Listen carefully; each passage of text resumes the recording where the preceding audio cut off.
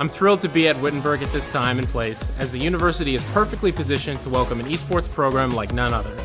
Wittenberg's impressive athletics tradition and Tiger Up spirit, mixed with a strong commitment to student success, will allow for a program that competes at the highest level while also caring deeply for each player, both personally and professionally. Esports at Wittenberg will not only be about gaming, but will also be about changing the game. Together, we will build a supportive, dynamic community as we bring our own distinct light to the global phenomenon of esports right here in Springfield, Ohio. It's time to Tiger Up. Let's go.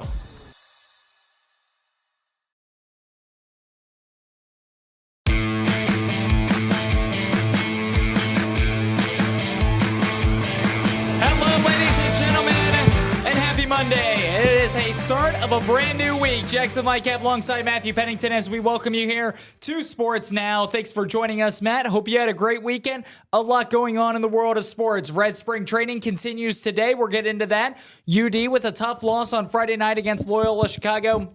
That and more local college basketball will be coming up in hour number 2 of this show. Matt, the NFL Combine was this week, and a lot going on in sports and a lot to talk about on this Monday. Yeah, a lot going on in sports, like you just mentioned, and the only thing that's unfortunate is you'll probably get to it here in a second, but our schedules this week when it comes to high school sports are completely busy this week, so... Yes, absolutely. We have a couple of announcements coming up at the very end of the show. Some good, some bad.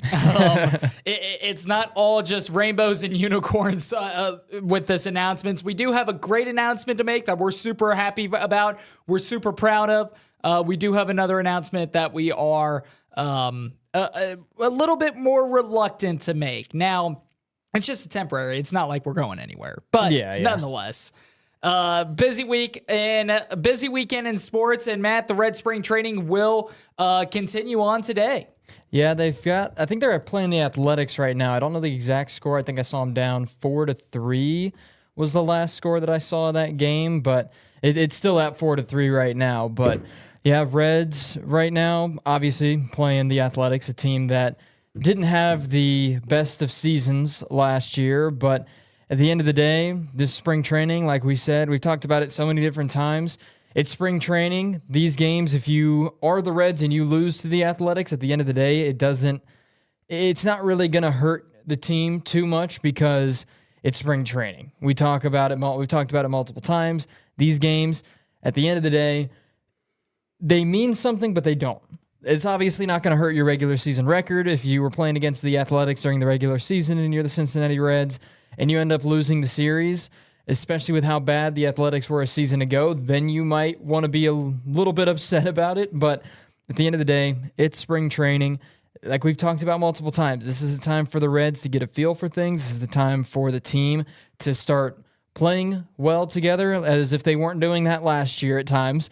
But with the new pieces, especially with the pitching rotation, this is the time of the year where we start figuring out who's going to make that 26-man roster, who's going to make that 5-man pitching rotation. And if we're going to see some big-name players go down to maybe AAA ball, but at the start of the regular season. And Matt, periodically throughout spring training, yes, it's spring training. It doesn't necessarily, it means a lot when it comes to momentum. It means a lot for development. It means a lot for these players to get back in rhythm and prepare themselves for opening day, which we are less than a month away of having opening day here in Cincinnati. But periodically, you're going to go out and you're going to see teams in general. They're going to put together a lineup that you possibly could see during the regular season just to see how that team and how that lineup can gel together. Again, we talk about the players getting reps in spring training, and that's the most important thing. But, I mean, let's also talk about the managers. David Bell, this is an important tune-up for him as well. So Cincinnati, they put out a lineup today. Their lineup went Friedel, De La Cruz, Steer, Fraley, Candelario, Stevenson, Benson, Encarnacion Strand, and then Noel V. Marte with Andrew Abbott on the mound.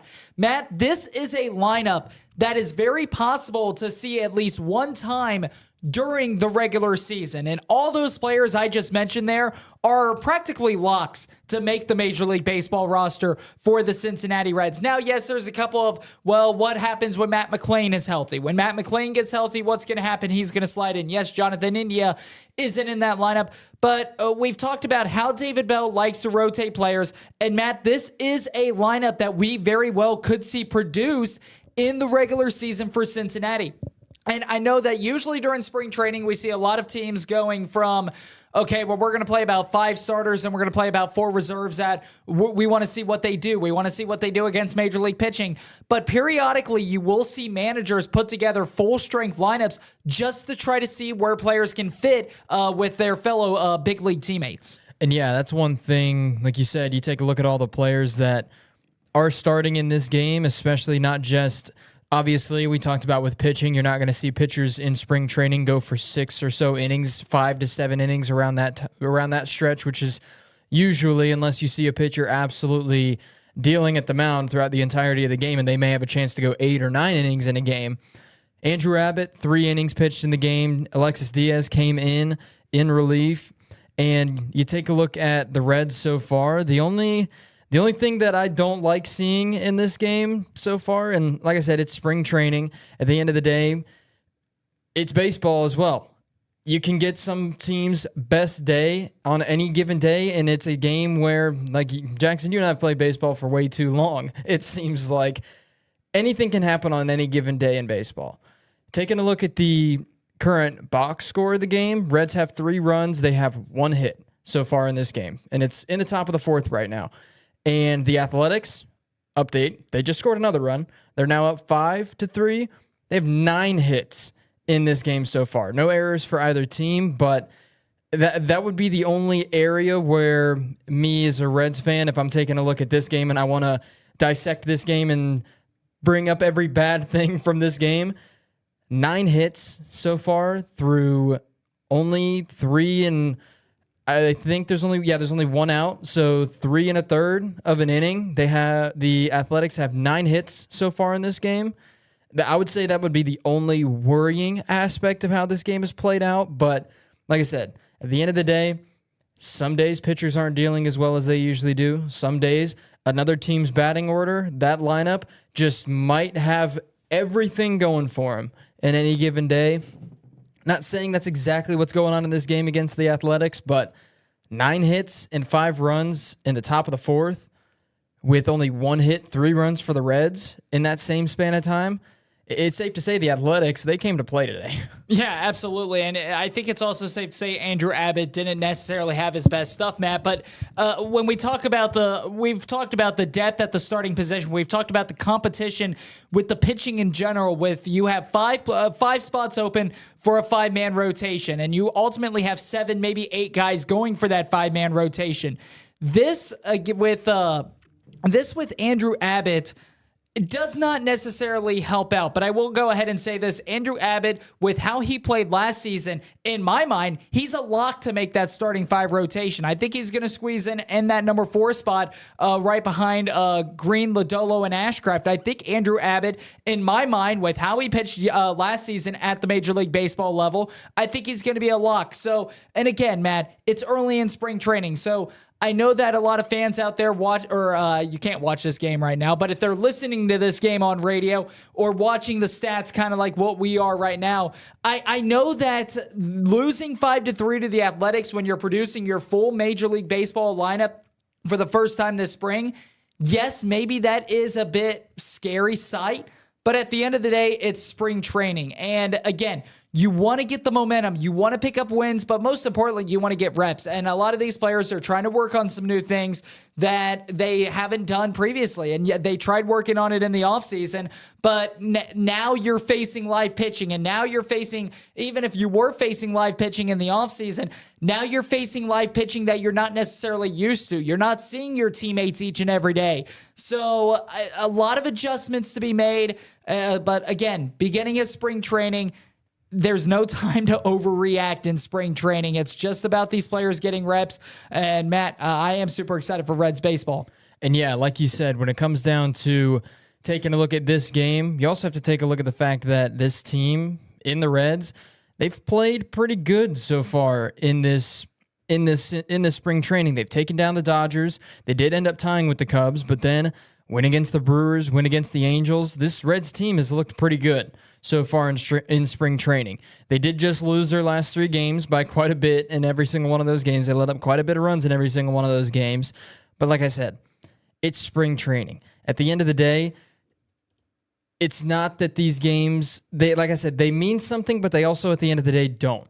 Because the Reds losing to the Rockies 10-4, them losing to the Diamondbacks 12-8, them losing to the Royals 7-3, that's not going to end up impacting them in the regular season. That's not going to hurt this Reds team in the regular season.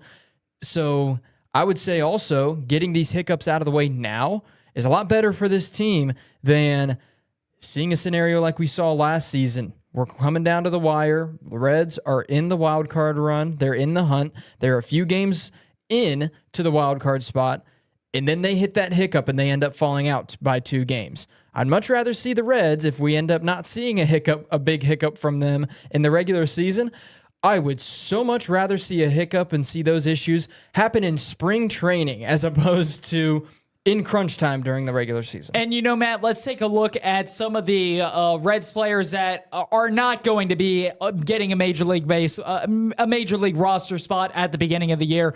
As we've talked about it, we've already predicted our 26-man roster, and we think that the majority of that's set in stone, except maybe some question marks with the pitching. But, Matt, let's take a look at some of the prospects that are going to start, whether it be in AA or AAA, and be a key part to the future of the Cincinnati Reds. One of their top prospects, Edwin Arroyo, is hitting .500 on the year with a .583 on base percentage. He has looked very, very, very phenomenal against the major league pitching that he has faced. A very bright future. Another shortstop that you can add to the equation. Smooth defender. And then also another player that I think is more slept on in the Cincinnati Reds organization, and that's Rhys Hines. When you want to take a look at raw power, look at Rhys Hines. He's hitting 286 on base percentage, 7 plate appearances, 2 hits, but he did hit a home run just last week in spring training. And again, I'm talking about it. When you want to talk about raw power from a player, Rhys Hines is that guy. Tremendous last season through single A, then ended up good. We saw him here play for the Dayton Dragons majority of last year, went to Chattanooga, was promoted to AA, and he mashed there too. When you look at Rhys Hines' numbers from last year in single A and then AA, and now what he's doing in spring training, this is a guy that I truly do believe has a lot of potential for the Cincinnati Reds. You also look at some of the other guys that they have on this roster: Jacob Hurtubise, Jay Allen, Blake Dunn. There are so many prospects for the Cincinnati Reds that have played very well during spring training, Matt. And the reason why I'm talking about this is because we all need to realize that although the Reds have their core at the major league level, they still have one of the most loaded farm systems in Major League Baseball. This is a Reds team that has been creating, that has ultimately just been, this is what you want as a rebuild. You want to get a great amount of prospects. You want to send them to the major league, and then you want to backfill in that farm system. That's exactly what Cincinnati has done, and that's exactly what Nick Krall has done over the last couple of years.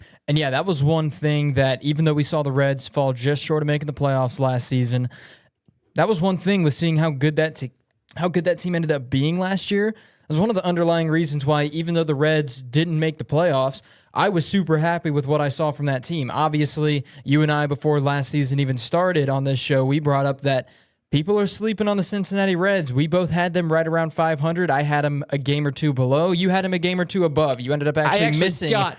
At midway through the season, I think you switched it to 82 and 80. Nope, I was 82 and 80 at the very beginning of the year, and I hit that because I remember I was about ready to place a bet, and then something happened, and I think we were on a commercial break, and then we were going back live, and I didn't end up placing that bet, and if I would have placed that bet, you guys wouldn't have seen me right now. I would have been on a beach in Fiji. I would have been a millionaire. Just kidding. I don't think the odds were that high. But yeah, just saying, I remember that vividly. For some reason, I thought you said 83 and 79. I thought you were a game off. But still, at the end of the day, we both knew that Reds team was going to end up being a lot better than what a lot of people were expecting from that team. But again, with how Cincinnati played, the fact that they were only 2 games out of the playoffs at the beginning of the year, they were a team, because you were talking about making bets and this and that and this and that. I ended up picking the Reds to go over 65.5 wins last season, and that was pretty quick that ended up hitting. But talking about the Cincinnati Reds as a whole, that's one of the underlying reasons why me as a Reds fan, seeing as how good they were bringing up some players from the minor leagues to play on the team last year and how successful they were, that makes me feel pretty confident about this Reds team as a whole, because you talked about the fact that they've got a very loaded farm system. I think it's safe to say this Reds team, even if they have some moments where the offense isn't playing good, the team isn't doing well for a week or a few weeks in a row, it's very possible we could see some names come out of AAA come up to the Cincinnati Reds like we saw players like Ellie De La Cruz do last year and McClain do last year, and end up having not immediate but big impact on this team. And Matt, I just mentioned the position players. You take a look at some of the pitchers that the Reds still have stocked that's going to be in the farm system this year. Rhett Lauder, Connor Phillips, Chase Petty, Lyon Richardson, Casey Legumina. There are so many tremendous pitchers and so many tremendous players for the Cincinnati Reds, both in the field and on that pitching staff, that will certainly help the Reds with the depth moving forward. And Matt, again, the reason why we're talking about this is it's spring training. We're seeing all these players play through spring training, and seeing them play against Major League Baseball talent, it is a joy to watch in spring training when we can watch it, because I know Major League Baseball, some of the games are blacked out in spring training, but hopefully they get that figured out in the future. Time for a break. We'll be back.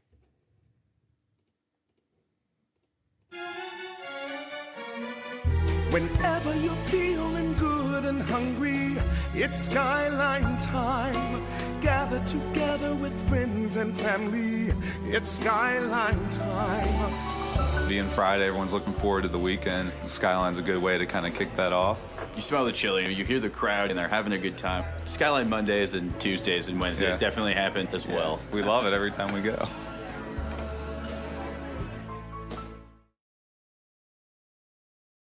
We love serving families our real family recipes, made fresh with quality ingredients.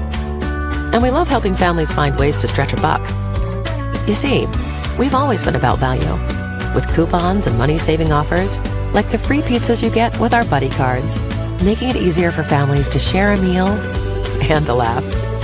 With flavors so good, the only thing left are the crumbs and the memories. La Rosa's, the real family pizzeria. I'm thrilled to be at Wittenberg at this time and place, as the university is perfectly positioned to welcome an esports program like none other. Wittenberg's impressive athletics tradition and Tiger Up spirit, mixed with a strong commitment to student success, will allow for a program that competes at the highest level while also caring deeply for each player, both personally and professionally. Esports at Wittenberg will not only be about gaming, but will also be about changing the game. Together, we will build a supportive, dynamic community as we bring our own distinct light to the global phenomenon of esports right here in Springfield, Ohio. It's time to Tiger Up. Let's go.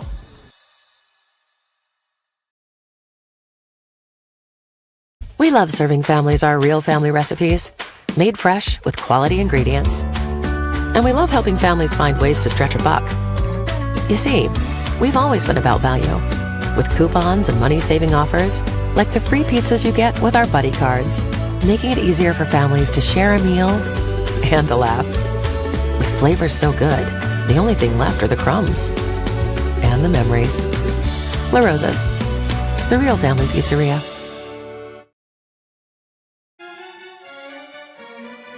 Whenever you're feeling good and hungry, it's Skyline time.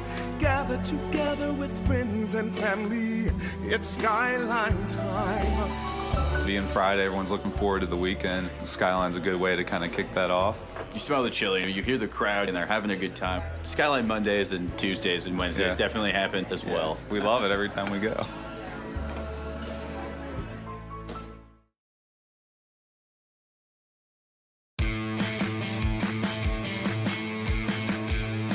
Jackson Lightcap alongside Matthew Pennington as we welcome you back here to Sports Now. It is Monday, March 4th. Matt, hard to believe that we are already in the month of March. March Madness right around the corner. Looking forward to that. There's going to be a lot to come up on this show, and we have some announcements coming up at the very end of the show, so make sure to stay with us, or if you decide to unfortunately turn us off, then come back and join us again at the end. Matt, let's continue our talk on the Cincinnati Reds baseball. Elly De La Cruz launched a home run over the weekend. It was on Saturday, where he launched the ball 470 feet. In that first segment, we were talking about some raw power. Let's bring that raw power talk into the second segment, and Elly De La Cruz just picking up, it seems like, right where he left off. Speaking of power, Stevenson just homered. Reds now down 6-5. It's now at the top of the fifth. But yeah, it goes back to, and I've brought up this story a few different times on this show. I remember back when Elly De La Cruz was playing for the Dayton Dragons. I was at one of their games. I think it was one of Castillo's rehab games down in Dayton. And Elly De La Cruz jacked a foul ball into I keep forgetting the name of the restaurant. You said the name of the restaurant when I last Breaks. talked about. It's on the corner. Yeah. He launched it into the outside dining area on a line. And for those of you who aren't maybe familiar with Day Air Ballpark, where the Dayton Dragons play, the High A affiliate for the Cincinnati Reds, there's a street that goes right along the stadium, and then that restaurant we're talking about, it is on the corner on the opposite side of that street. It is wells away from home plate, and to talk about the outside patio, it is not on the side of the restaurant closest to the stadium. It is on the opposite side. So the farthest point of that restaurant away from the stadium, outside of the parking lot. Elly De La Cruz, he's got power. There's no question about it. Last season when he hit a couple of home runs, some of the calls from John Sadak will ultimately show you how much power that Elly De La Cruz has. And Elly De La Cruz, 22-year-old prospect, has so much potential for the Cincinnati Reds. And I know that last season, one thing that plagued him at the plate was strikeouts. He struck out quite a bit last season. Didn't have the greatest of batting averages. His on-base percentage was all right, but his strikeout percentage was significantly high. And I know that that's something that a lot of Reds fans and a lot of players in the Reds organizations and people in the Reds organization want to see Elly De La Cruz fix. But you also have to keep in mind, he was a 21-year-old prospect last season playing Major League Baseball. Matt, we're right around that age. We're the same age of Elly De La Cruz. I couldn't fathom facing Major League Baseball, Major League pitching at this point in time. Elly De La Cruz rose through the ranks. He's one of the top prospects in Major League Baseball for a reason. And last season when he came up, he made an immediate impact for the Cincinnati Reds. But there are some things that you got to improve on. And I said this a couple times last season when we were doing the show.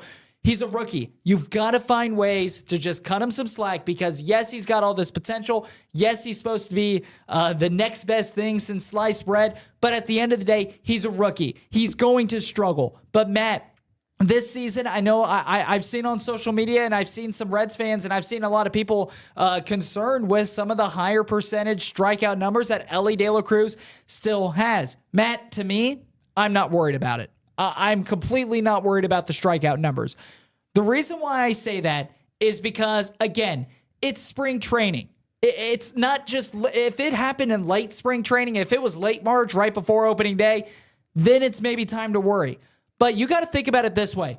A lot of these players, again, as we've said on this show, they like to, during the offseason, they are working on new things. They're working on new things. They're trying to maybe hit for more power. They're maybe trying to change up and tweak their stance a little bit. They're trying to look at new things.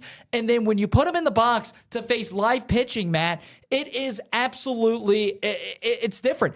because now you have a ball that's coming at you at least 90 miles per hour. Now you got to work at all the different types of movement. You got to get your timing down. You got to make sure you're seeing the ball correctly. You got to make sure you're understanding your strike zone. You got to make sure that you notice where the trajectory of that ball is going. If they throw you a slider, if they're throwing you a curveball, you got to pick that up out of the hand.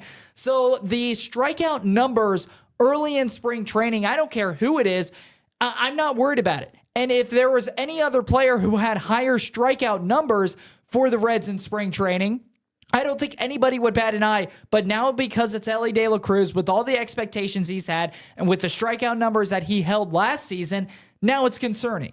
I'm the first one to sit here and say, don't get wrapped into it. We are just a little bit over a week into spring training. If this happens towards the later half of spring training, then maybe start to question a little bit and maybe see, okay, well, hopefully he can adjust this as the season goes on. But early in spring training, you work on some things. It seems like Elly tweaked his stance, and it certainly has helped him if he's hitting 470 feet bombs over the weekend. So Elly De La Cruz, he's going to be just fine. I know that Jamier Candelario, he hasn't ultimately, he struck out a couple of times, and I know that there's been some talk surrounding him. Again, we're just a little bit over the first week of spring training.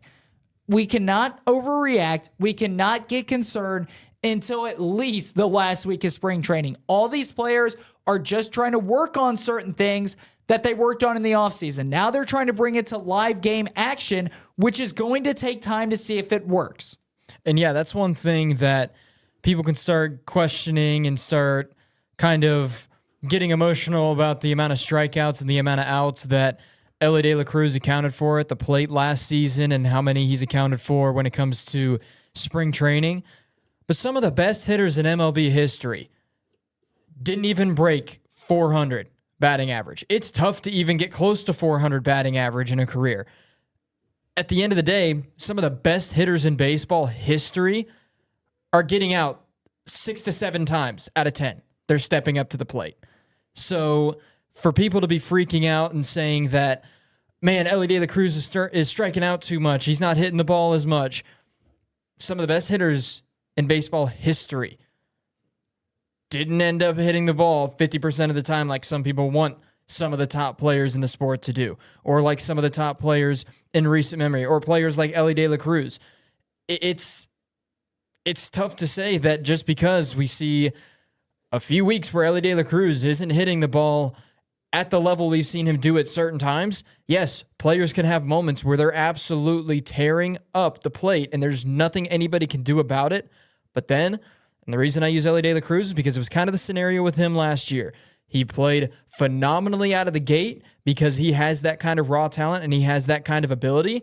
But at the end of the day, when it comes down the wire and it comes down the line, players are going to eventually end up understanding what they need to do to get Elly De La Cruz to strike out more, or they start understanding what they need to do to get players like Matt McClain to strike out more, or to end up grounding into outs or flying into outs.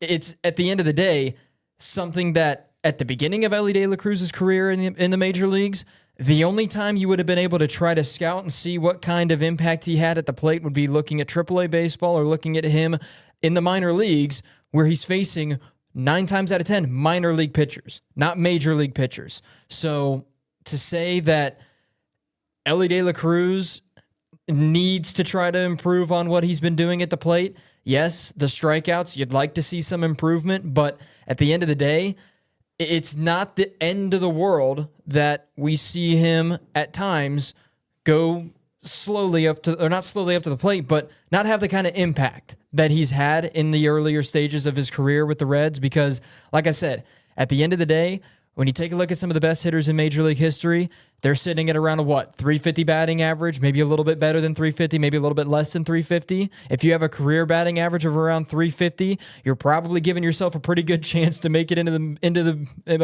MLB Hall of Fame. You got a really good shot at making that happen.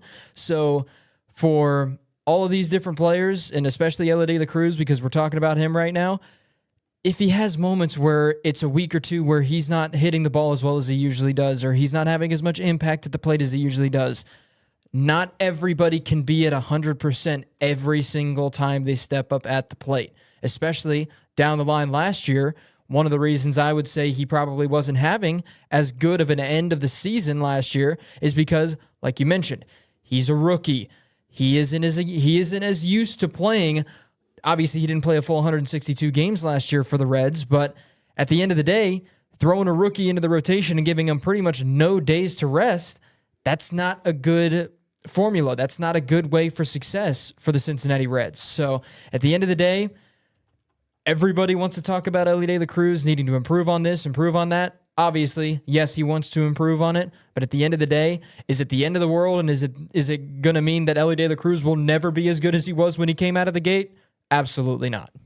And Matt, I want to go ahead and say this real quick. Can we just all agree on right now, before we shift focus and talk about the NFL Combine and the NFL in general, can we just take a quick minute and all agree on this, that hitting a baseball is the hardest thing to do in any professional sport? When it comes to any professional sport, yes, I know golf has its own hardships. I know football has its own hardship. I know basketball has its own hardships. I know soccer has its own hardship.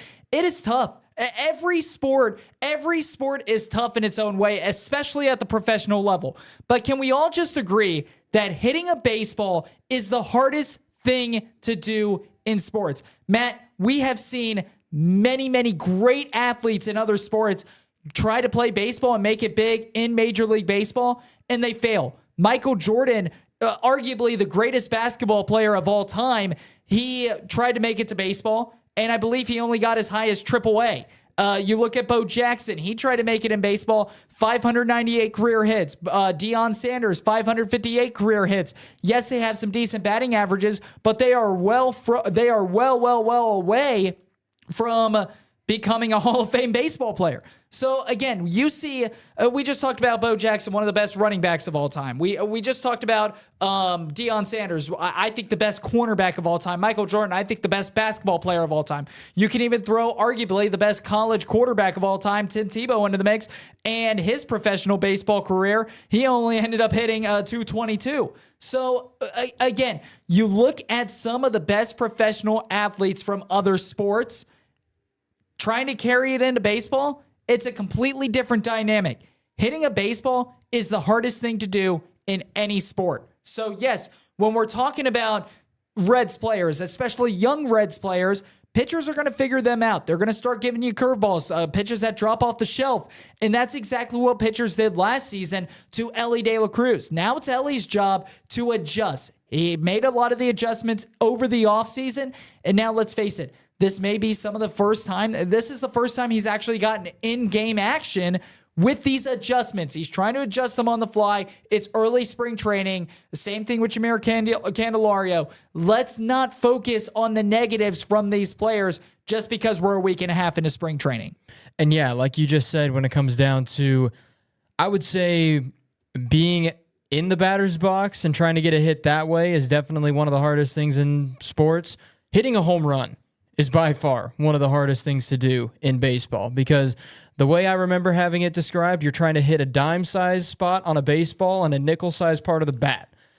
And you have about 0.4 seconds to do it. I think it's 0.04 seconds. The amount of time, 0.4 seconds. The amount of time it takes to blink your eyes, pretty much. And that's a 90-mile-an-hour fastball. These pitchers now are getting well up into the hundreds as well. So I'd like to see the average on a 100-mile-an-hour fastball, because boy, oh boy, Matt, you and I were both baseball players. I faced some 90. I'm sure you have too. I've never caught up to it. I don't think I'd be able to even process an 100-mile-an-hour pitch coming at me. I was able to hit a 90-mile-per-hour ball. You just didn't know where it was going. It was only a grounder that was hard hit to short. That was my hit on a 90 And you probably just pitch. stuck your bat out there and let it go. No, I knew what I was doing, but when I hit it in my mind, I'm like, I'm trying to hit this thing. I'm trying to hit this thing over the outfielder's head, and I hit a grounder to short. So at the end of the day, it didn't end up going the way I wanted it to. I ended up getting out, but yeah, it's definitely not the easiest thing in the world, like a lot of people want to say it is, to hit a baseball, especially at the major league level. Hey, when in doubt, just aim for the trees. Just kidding. When in doubt, just hold the bat out. Go for a bunt. When in doubt, just swing for the tweez. Trees, just kidding. Just kidding. Anybody out there watching that wants to pursue baseball, don't do that because that will get you on the bench. Time for a break. We'll be back. Whenever you're feeling good and hungry, it's Skyline time. Gather together with friends and family. It's Skyline time. Being Friday, everyone's looking forward to the weekend. Skyline's a good way to kind of kick that off. You smell the chili, you hear the crowd, and they're having a good time. Skyline Mondays and Tuesdays and Wednesdays definitely happen as well. We love it every time we go.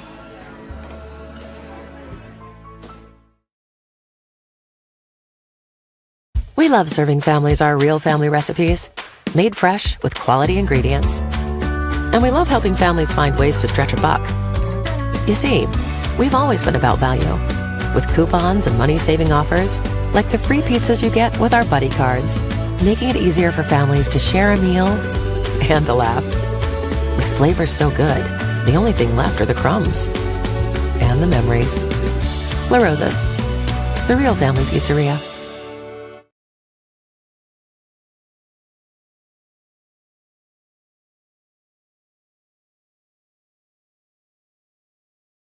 I'm thrilled to be at Wittenberg at this time and place, as the university is perfectly positioned to welcome an esports program like none other. Wittenberg's impressive athletics tradition and Tiger Up spirit, mixed with a strong commitment to student success, will allow for a program that competes at the highest level while also caring deeply for each player, both personally and professionally. Esports at Wittenberg will not only be about gaming, but will also be about changing the game. Together, we will build a supportive, dynamic community as we bring our own distinct light to the global phenomenon of esports right here in Springfield, Ohio.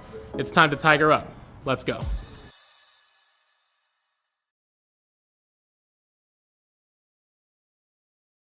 We love serving families our real family recipes, made fresh with quality ingredients. And we love helping families find ways to stretch a buck. You see, we've always been about value, with coupons and money-saving offers, like the free pizzas you get with our buddy cards, making it easier for families to share a meal and a laugh. With flavors so good, the only thing left are the crumbs and the memories. La Rosa's, the real family pizzeria.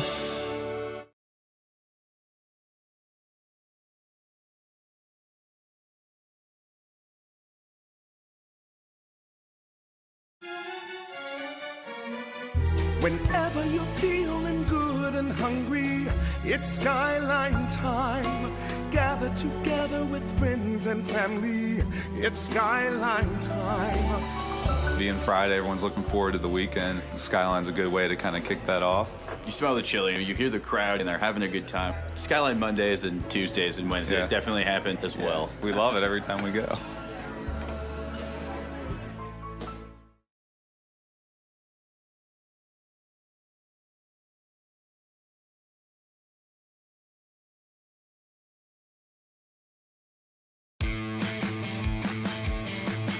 Jackson Lightcap alongside Matthew Pennington as we welcome you back here to the TKDS Sports Network and Sports Now. Just another reminder, folks, we are live in chat, so we still don't have a built-in phone line in the studio. That's something we're looking at trying to get, and we're going to lead into maybe some of our bigger announcements later on at the end of the show. But Matt, so in the meantime, we got chat. So make sure to drop any comments, questions, concerns, complaints, criticism, and we could see it. And we'll respond if it is, as long as there's no words.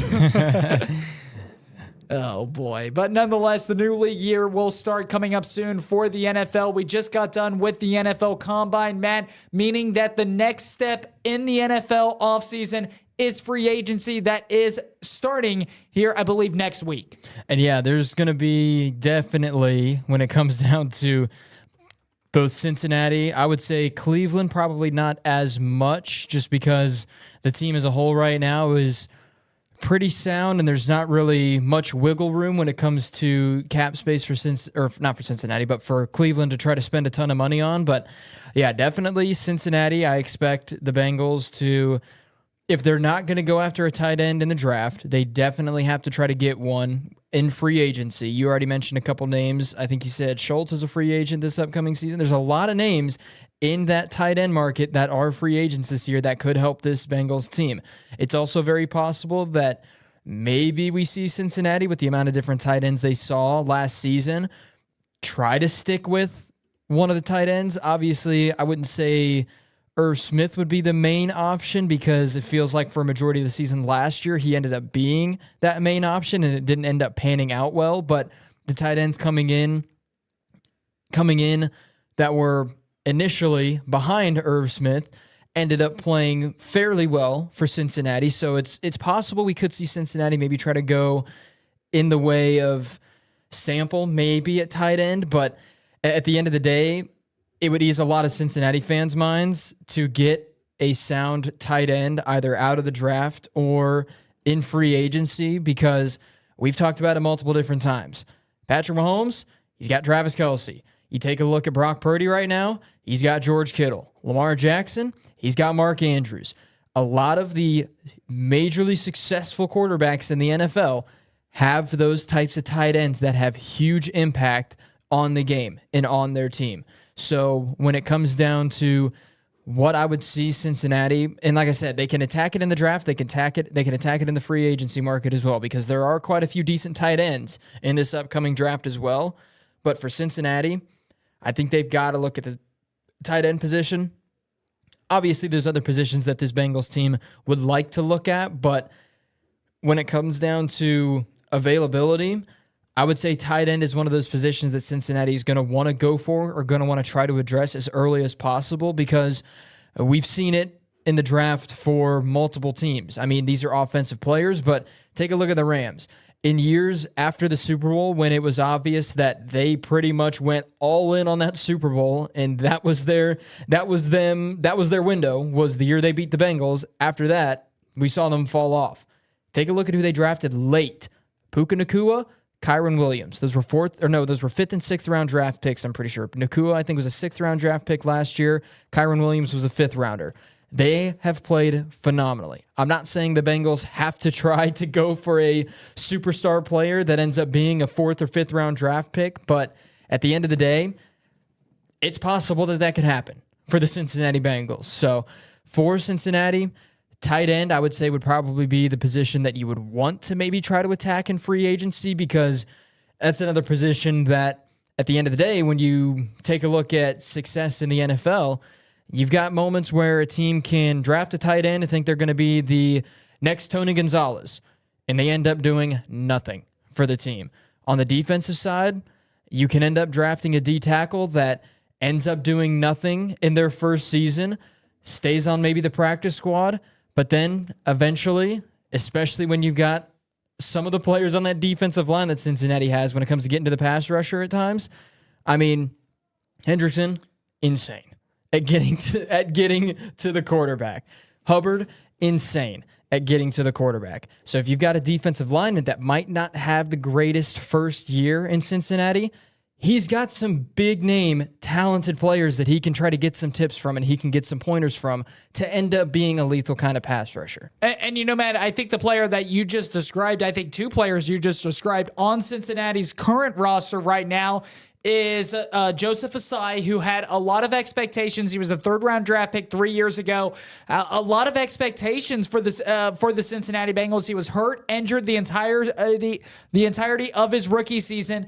Came back in his second season. He made that late hit on Patrick Mahomes in the AFC Championship game. But if you want to take that out of the equation and forget about that at the end of his second year, he was terrific for Cincinnati this year. Maybe not so much as a big. A lot of Bengal fans were expecting him to take the step, and I know a lot of people in that organization were also looking for Joseph Asai to take that next step, which ultimately he did not. But Lou Anarumo spoke about him as well and said that he is developing and he's working on some certain things this offseason that he expects him to be a big name player next season for the Cincinnati Bengals. And then their first round draft pick last season of Myles Murphy. We didn't see him a whole lot. He didn't get much playing time. When he got playing time, he showed some flashes, but not all the time. So those are two big players that if Cincinnati wants to have a competitive year next year, they certainly have to step up in the edge, because you lose DJ Reader in the offseason, hypothetically, unless you re-sign him and bring him back. If you were to lose DJ Reader, then your money on that defensive line isn't going to go to the edges. It's going to go to the nose tackle. It's going to go to the defensive tackles and the big guys up front, which is what Cincinnati needs to do. So Cincinnati, they've got to bank on the development this season of Joseph Osai paying off and Miles Murphy paying off. And yeah, like I said, when it comes to this Bengals team, like I said, I talk about it when it comes to the tight end position. I've talked about it when it comes to Cincinnati as a whole, and we've talked about what this team needs to try to improve on in this offseason when it comes to free agency and when it comes to this upcoming draft. You've got to obviously get some of those pieces on the defensive side. Offense, tight end, offensive line are probably the two spots that you're looking at the most, especially with the fact that obviously T. Higgins, franchise tagged. Jamar Chase, he's not going anywhere. Joe Mixon, there have been talks, and there's obviously been those conversations of Joe Mixon staying with Cincinnati. So offensive line, tight end, offensively, those are the areas. Jake Browning, he ended up agreeing to a deal with Cincinnati to be the backup quarterback. Offensive line, tight end is really the only area on that entire offense that Cincinnati would want to maybe see some improvement on and maybe want to try to see some of their draft picks go towards. And then defensively, I think the secondary for Cincinnati is not that bad. I don't think there's really that many issues, especially with the fact that they lost two insanely good safeties going into last year, and the secondary still held up pretty well. Linebacking core, one of the best I say one of the best in the AFC North. It's tough to be one of the best when there's that many good linebacking cores in the AFC North. I'll say linebacking core for Cincinnati is one of the better linebacking cores in the AFC. I'll say that much.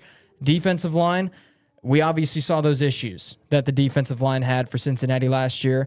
If they can pick up the pace on that defensive side, especially the defensive line, that front seven, I would say the Cincinnati team, even if they don't have that much success at the defensive line, if Joe Burrow is healthy, in my opinion, this Bengals team's making the playoffs next year. So for Cincinnati, I'll keep hammering at it because I think it's I'm a Browns fan. I don't pay as much attention to Cincinnati Bengals stuff as you do, Jackson, but seeing the success Joe Burrow had when he had Uzomah at the tight end position, and it wasn't even that he needs a tight end like Kelsey, like, say, George Kittle, like Mark Andrews. He doesn't need one of the best tight ends in the NFL. He just needs a tight end that can have a decent amount of impact in that offense. And Joe Burrow will make that tight end look like a Travis Kelce or look like a Mark Andrews or look like a George Kittle and have them have an insane amount of impact on that offense. And Matt, real quick, before we head to a break, we still have a few more things to talk about. We have received a couple of comments. Timothy Powell, thank you so much for your comments. He says Russell Wilson will be released after the new league year starts. I certainly think that is in the realm of possibilities. And he also says, I would also say Joe Mixon is a question mark. And I would have to agree with that. The reason why I'd have to agree with that is I'd like to see Mixon back for another year for Cincinnati. Zach Taylor and Duke Tobin both said that they would like to see Mixon back for another year and they would expect him to be back. They said that at the Combine, but with multiple meetings with Michigan running back Blake Corum, with Chase Brown already on the roster, that is maybe that alone. Then when you have Chase Brown on the roster who's expected to take over after Joe Mixon and after this contract year for Joe Mixon, and you're still going out and you're meeting with Blake Corum and other running backs at the NFL Combine, if we see the Bengals select a running back in the draft, I think that may be bad news for Mixon. But we'll just have to wait and see. We'll have to see how it all plays out. Time for a break. When we return, Mike Evans signing a pretty big contract deal earlier today. What does that mean for the future of the Cincinnati Bengal wide receivers and other wide receivers across the league? That and more coming up next on Sports Now. Whenever you're feeling good and hungry, it's Skyline time. Gather together with friends and family. It's Skyline time. Being Friday, everyone's looking forward to the weekend. Skyline's a good way to kind of kick that off. You smell the chili, you hear the crowd, and they're having a good time. Skyline Mondays and Tuesdays and Wednesdays definitely happen as well. We love it every time we go.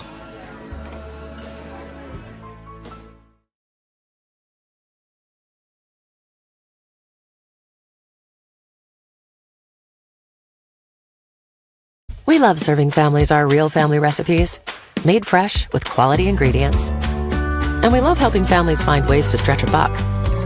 You see, we've always been about value, with coupons and money-saving offers, like the free pizzas you get with our buddy cards, making it easier for families to share a meal and a laugh.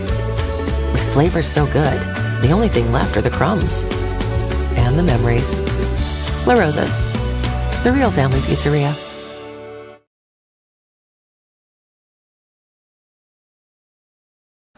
I'm thrilled to be at Wittenberg at this time and place, as the university is perfectly positioned to welcome an esports program like none other. Wittenberg's impressive athletics tradition and Tiger-Up spirit, mixed with a strong commitment to student success, will allow for a program that competes at the highest level while also caring deeply for each player, both personally and professionally. Esports at Wittenberg will not only be about gaming, but will also be about changing the game.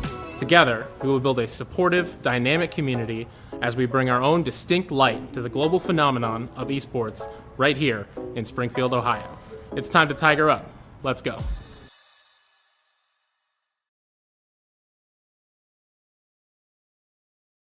We love serving families our real family recipes, made fresh with quality ingredients. And we love helping families find ways to stretch a buck. You see, we've always been about value, with coupons and money-saving offers, like the free pizzas you get with our buddy cards, making it easier for families to share a meal and a laugh. With flavors so good, the only thing left are the crumbs and the memories. La Rosa's, the real family pizzeria.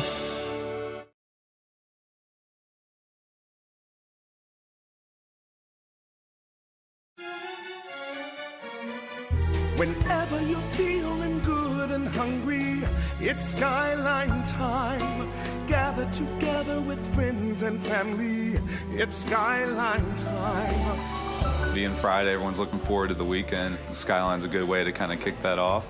You smell the chili, you hear the crowd, and they're having a good time. Skyline Mondays and Tuesdays and Wednesdays definitely happen as well. We love it every time we go.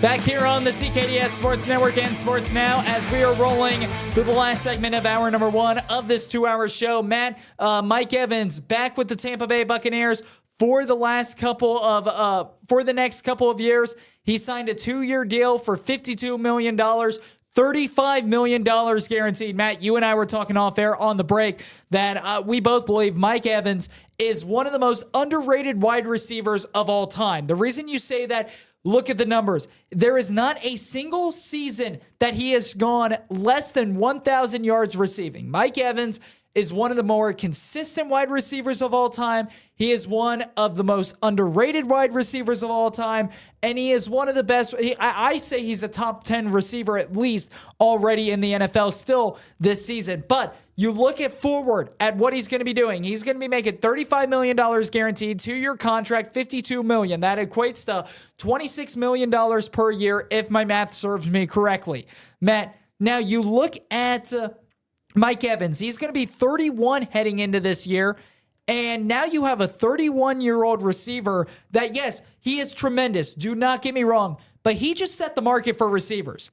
This market for receivers has just now become, because of this deal that was made earlier today, it now heavily inflates other receivers across the NFL. I mean, we talk about Justin Jefferson. He's entering the final year of his rookie contract with no big, he hasn't been signed yet. So Justin Jefferson, what's going to happen with him? Is he going to be traded off? Is he going to be big, re-signed pretty big to the Minnesota Vikings? It seems like are reluctant to give him that contract. Is he going to hold out for the season? But then you also look at it in local terms. Remember this show based in Southwest Ohio, the Cincinnati Bengals, they have T. Higgins on the franchise tag, so they only have him for one more year who wants a big contract. You have Jamar Chase for this year and his 5th-year option, but next season I would expect the Cincinnati Bengals to start pursuing contract negotiations with Jamar Chase. Those are two receivers that I think that when you look at what Mike Evans is getting, T. Higgins, Jamar Chase, far younger. I would say right now at their point in their career, they're better. They're more skillful. Maybe when you put Mike Evans at 24 years old, like Higgins and Chase, I may go Mike Evans, but more skillful right now. And you look at what Mike Evans got, that's going to heavily inflate the wide receiver market, and it's going to hurt teams such as Minnesota with Justin Jefferson, or such as our local team here in Southwest Ohio, the Cincinnati Bengals, with not just one receiver, but two, with Jamar Chase and T. Higgins. Yeah, it's definitely a move that is going to have a lot of impact on the wide receiver market. And one thing that you ended up bringing up, Jackson, during the break was the fact that why is it Mike Evans that's setting the market for wide receivers, and why is it Mike Evans being the one that's kind of, and it's not that was the point behind Tampa Bay re-signing him for $52 million for 2 years. I don't think that was the main reason behind why Tampa Bay did it. They did it because it's Mike Evans, one of the, like you mentioned, one of the most underrated receivers in the entire NFL. And when you take a look at his numbers compared to wide receivers that have pretty big names that were drafted and are around the same lengthwise in career as Mike Evans, he absolutely blows them out of the water when it comes to receiving yards and when it comes to touchdowns. So to say Mike Evans isn't an elite receiver and to say Mike Evans isn't one of the top receivers in the NFL, you're just not doing him any justice. I mean, you take a look at his stats. He ended up being drafted in 2014. You take a look at his touchdowns with quarterbacks around that were drafted around 2014, say around 2015 to the 2013 season. In around those draft classes, you've got DeAndre Hopkins, 3 less touchdowns with 1 more year in the NFL. You've got Keenan Allen. He was drafted in 2013, a year before Mike Evans. 25 less touchdowns, 700 less yards through his career. So you've got all of these big name receivers. Devontae Adams, less yards, less touchdowns. Brandon Cooks, he hasn't been as big as players like Devontae Adams or players like Keenan Allen, but he has a lot more yards and a lot more touchdowns than Brandon Cooks does. Stephon Diggs is on this list. Diggs drafted a year after Mike Evans, 45 touchdowns, 2,000 less receiving yards than Mike Evans. So Cooper Kupp is on the list too that I'm seeing here, but that was 3 years after we saw Mike Evans get drafted, and obviously Cooper Kupp had the season where he won the triple crown in receiving, so he is potentially going to end up being, as time goes on, a receiver on par with Mike Evans. But people are saying that, not people, but you said, why does it got to be Mike Evans that's the one that's determining the wide receiver market?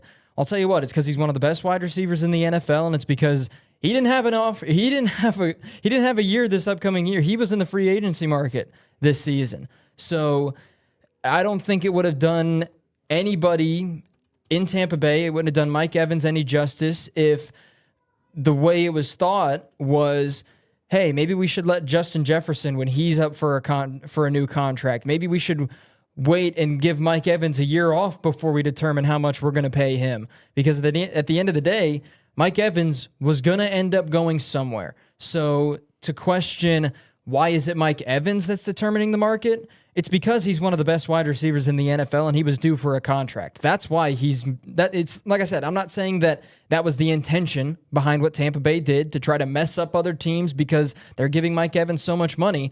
It's because at the end of the day, yes, he's a little bit older of a wide receiver, but are people are people talking about Stephon Diggs being a year younger? Are people talking about, oh, he's old, he's not doing as good because he's old? No, they're saying he's not doing good because of the atmosphere in Buffalo. Mike Evans is consistently putting up insane numbers every single season from all of the receivers that I was talking about on that list with DeAndre Hopkins, Keenan Allen, Devontae Adams. He leads all of them in touchdown catches. He's got 71 touchdown receptions. The closest behind him is DeAndre Hopkins, who has an extra year on him, and he has 3 less touchdowns than Mike Evans. So at the end of the day, the reason we're seeing Mike Evans be able to determine the market is because he's easily one of the best wide receivers in the NFL right now. And like you mentioned, he's probably the most underrated receiver in the NFL. But like I said, you take a look at his numbers. Yes, he's kind of old, but people have been saying he's older than most receivers for the past few seasons, and he's still putting up the numbers he's putting up. Yeah, I completely agree with that, but Also, I mean, you got to keep in mind here that yes, Mike Evans just set the market for receivers across the National Football League, but now you see players that are going to be coming up in free agency, not just this season, but over the next couple of years. As I mentioned before, Justin Jefferson, T. Higgins, Jamar Chase, CeeDee Lamb from Dallas, another top receiver in the NFL that are, when their time comes, now because Mike Evans set the market, now these teams are going to have to fork over money. And Matt, it's just becoming heavily inflated market for not just, we talk about inflation for the quarterbacks, but let's talk about inflation now for the wide receivers as well. It seems like the majority of the team's cap space is going to one quarterback and one wide receiver. But I guess that's just how today's day and age of football is. It's absolutely wild. We're going to take a break. We're going to pause. We're going to enter into hour number 2 of this 2-hour show. More talk coming up with the NFL when we return. Whenever you're feeling good and hungry, it's Skyline time. Gather together with friends and family. It's Skyline time.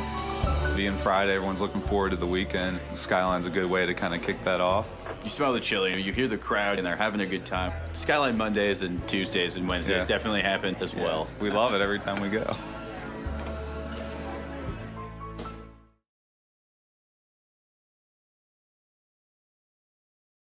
We love serving families our real family recipes, made fresh with quality ingredients. And we love helping families find ways to stretch a buck. You see, we've always been about value, with coupons and money-saving offers, like the free pizzas you get with our buddy cards, making it easier for families to share a meal and a laugh. With flavors so good, the only thing left are the crumbs. And the memories. La Rosa's, the real family pizzeria.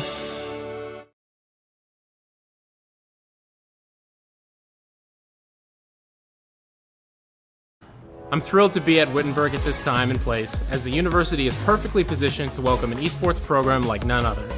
Wittenberg's impressive athletics tradition and Tiger-Up spirit, mixed with a strong commitment to student success, will allow for a program that competes at the highest level while also caring deeply for each player, both personally and professionally. Esports at Wittenberg will not only be about gaming, but will also be about changing the game.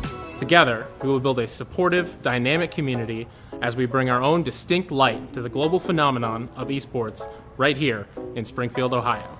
It's time to Tiger Up. Let's go.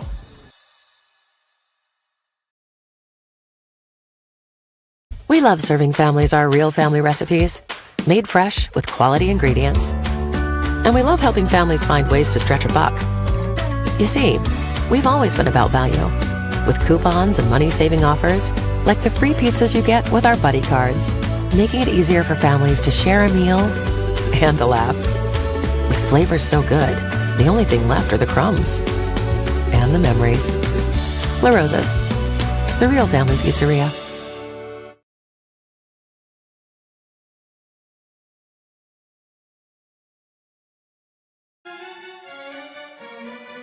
Whenever you're feeling good and hungry, it's Skyline time.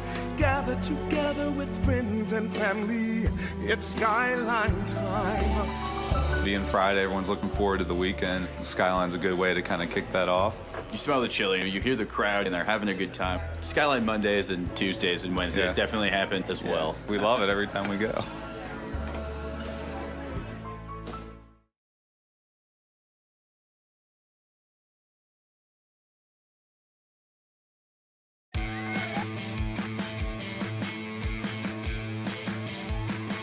Back here, hour number 2 of this 2-hour show. Jackson Lightcap alongside Matthew Pennington. Let's continue this NFL talk. And Matt, across the NFL, there has been some rumors that the NFL may be going towards an 18-game season. Matt, your thoughts on if that were to happen? 17 is enough. Can we stop trying to just add more games onto the season?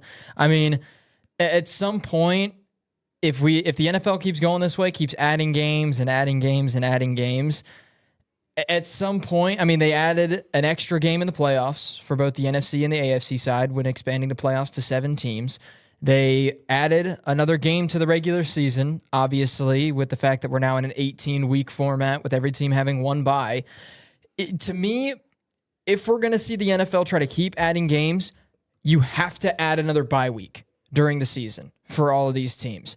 So for me, the reason I say that I don't think they should make it a 18 game regular season and make it 19 total weeks is because we talked about it so many different times on this show. Football is not a contact sport. It is a collision sport.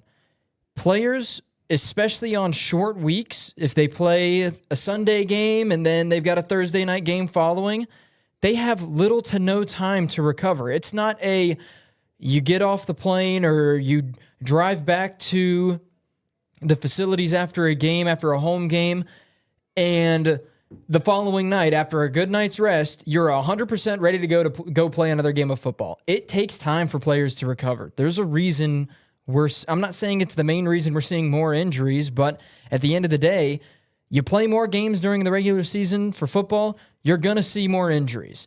So, and to be honest, I don't see why there needs to be 18 games. I think the only way it would make sense is if they're trying to set it up to where you've got obviously the 6 games you've got, say, Cleveland playing Cincinnati twice, Baltimore twice, and then Pittsburgh twice. That's 6 games, and then you've got two other divisions that you're playing. Say it's the AFC South and the NFC West for a regular season. So you've got those games again. You've got those 4 games: Houston, Jacksonville, Tennessee. You've got those games. Indianapolis as well. Then you've got the NFC West games. The only way it would quote-unquote make sense for them to keep adding games is to make it to where you're not having those extra games just be against random teams, and you're trying to set it up to where, and then the Browns also have a stretch of 4 games against the NFC North during the same regular season as opposed to a team in the NFC South or a team in the AFC East during the regular season. But like I said, at the end of the day, yes, it's sad when the regular season and when the football season as a whole comes to a close, but if we just keep adding games, we're just going to see more of our favorite players getting hurt. We're going to see more of our favorite players not playing in games because they're overstressing their bodies and they're doing too much, and they're going to end up hurting themselves. That's just what's going to end up happening. You keep adding football games to the schedule, you're going to keep seeing more injuries. Like I said, though, if they're going to keep adding games, I think they should add another bye week during the regular season. I think that would help combat some of that. But to me, I think 17 games is fine. I would maybe want to, I don't know if I would want to see us go back to 16, but to me, 17 games is enough for the regular season. And Matt, let me cut in real quick. Again, we're talking about the Bleacher Report, NBC Sports, and according to Mike Florio, that the 18-game regular season hasn't been abandoned. And in fact, it seems as if there's more push to get to that 18-game regular season in the NFL. Right now, the NFL regular season usually sits at 17, and they just upped that 2 years ago. It was just a couple of years. Actually, I think it was 3 years long now, where it went from 16 to 17. It happened 3 years ago. We've now seen three seasons with 17-game seasons. And Matt, you alluded to it, so I'm kind of going back to some of your further points because you made a few there. But when you take a look at the injuries from the 16-game season to the 17-game season, it's more. And Matt, you hit it right on the money there. It's because you're putting football as a collision sport. It is a sport. It's not like baseball where you can go out and play every night. It's not like basketball where you can go play 3 games a week. It's not like golf when you can go out there each and every day on the weekend. It's not like soccer where you play a couple games a week.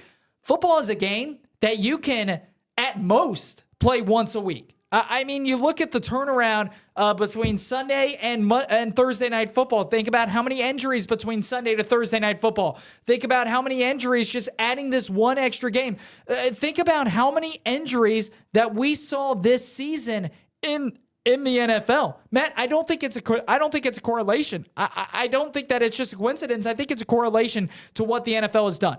And the NFL just consistently wants to sit here and preach player safety this, player safety that. We're all for the players and making player safety. But yet now you want to add an extra game in an 18 game regular season, and there's talks to add that, when in reality that when you made the switch from 16 to 17, it was hard enough to adjusting to. Now you're wanting to push it to 17 to 18 just 3 years after you were playing 16-game seasons? I love the NFL. I love watching football. Watching football, I think, is my favorite sport to watch. And yes, I know how baseball fanatic we are. Football is wonderful. But there's a difference between overdoing it and harming the players rather than doing it safely, if that makes sense. You had an 18-game regular season. That's just more strain on these players' bodies. And, Matt, we haven't even seen some of the long-term effects that this 17-game season is going to add. We've just done it for 3 years. I mean, when you look back at players now, maybe because they're playing that extra game a year, maybe that doesn't seem like a lot, but that toll in the practice the week before, that toll in your in that 17th game of the season, you add that up over time, maybe that takes years off of these young players' career. Maybe we start to see players retire a little bit more earlier. Now you add 2 games to the end of the regular season from when it was 16 just a couple of years ago. That's only going to double. Again, the NFL consistently wants to preach about player safety, but if you add an 18-game regular season, that completely contradicts what they're preaching and what they're trying to do. Yeah, I'm not saying it's the main reason behind it, but it's kind of obvious if they want to add an 18th game to the regular season. A lot of that probably has to do with money. Let's just be real. A decent chunk of it probably has to do with money. I think it also connects with the NFL. They even mentioned midway through the season that they're trying to get more overseas. They're trying to play more international games. They're trying to. We've seen them play in London now for years. Then it went to Germany. Now they're playing in Mexico. They played, I believe, if I'm not mistaken, in Brazil either this year or last year. If I'm not wrong, I could be mistaken. But we see the NFL trying to expand internationally. And the NFL is consistently pushing to get more games internationally, not just in the United States, but across the world. And if the NFL were to go to an 18-game schedule, that allows them to do it. That gives them more opportunity to do so. So you mentioned money. I think that it could also mention about them trying to grow the brand in international sports, which I do believe. You want to grow your brand. If you're any business, you want to grow your brand, no matter if you're an NFL, a professional sports organization, or if you're a lemonade stand during the middle of the summer. You want to grow your brand. That's what it's all about. But at the same time, there's ways you could grow your brand that I'm trying to rephrase this. There's ways that you could grow your brand smartly where it benefits everybody, which is if the NFL went to an 18-game season, that's not what they're doing. Matt, you mentioned it. Maybe add an extra week in the season instead of an 18-week season, 17-game year. Maybe do a 19-week season, but add an extra bye week. I agree with that. I think that when the NFL was looking to expand to 17 games, that was my solution for that as well. You get more football. You could do more with of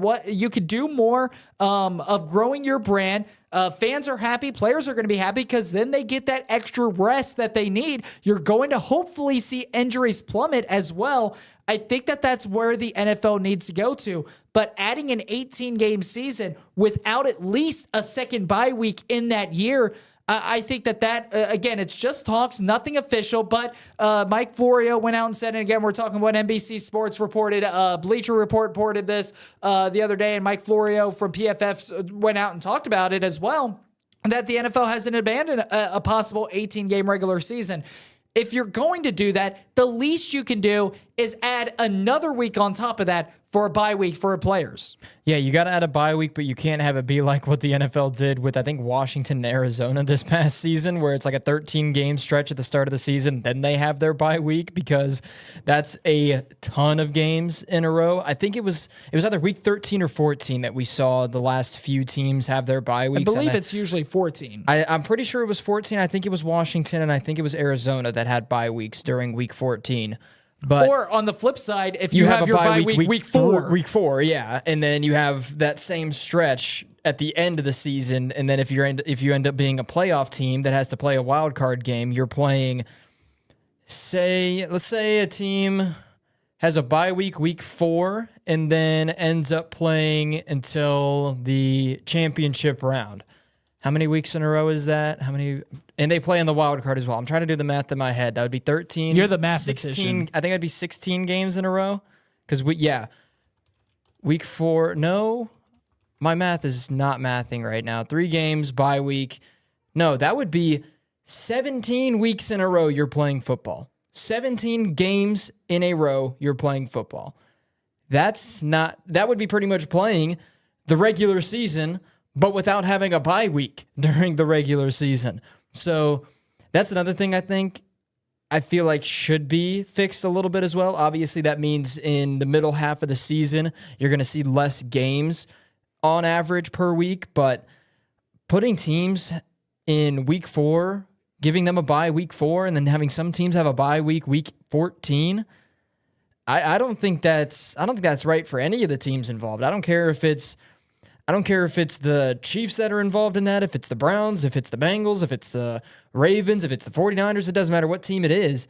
If you got a team that's having a bye week 4 and then they've got to play out the remainder of the regular season after that, or have a team play pretty much through week 13 without a bye and then have that week 14 as a bye, I think the bye week should all be, not every single bye week is the same week because then you're not going to have a week of football, but I think there should only be about a 5-week window that we see bye weeks for all these teams, like around week 7 to week 11, week 12, around that area, maybe week 8 to week 12, something in there, because like I said, it's a smaller window. It's more towards the middle of the season, so the first half and the second half are divvied up pretty evenly, so you're not going to have teams exerting themselves for 13 straight weeks, and then they get their bye, and then if they're not a playoff team, they've only got a few more weeks to let the season wind down. Or if you're a team that has a bye week 4 and you're a team that ends up making the playoffs, you're playing pretty much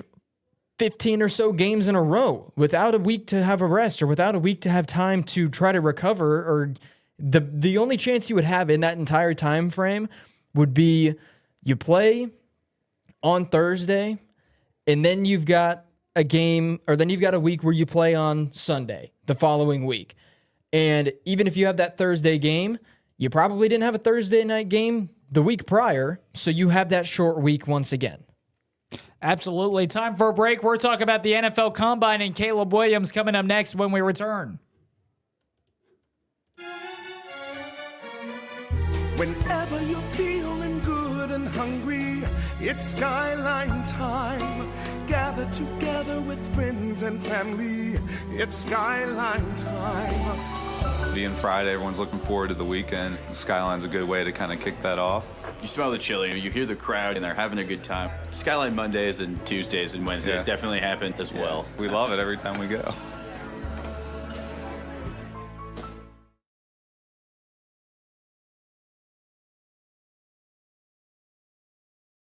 We love serving families our real family recipes, made fresh with quality ingredients. And we love helping families find ways to stretch a buck. You see, we've always been about value, with coupons and money-saving offers, like the free pizzas you get with our buddy cards, making it easier for families to share a meal and a laugh. With flavors so good, the only thing left are the crumbs and the memories. La Rosa's, the real family pizzeria.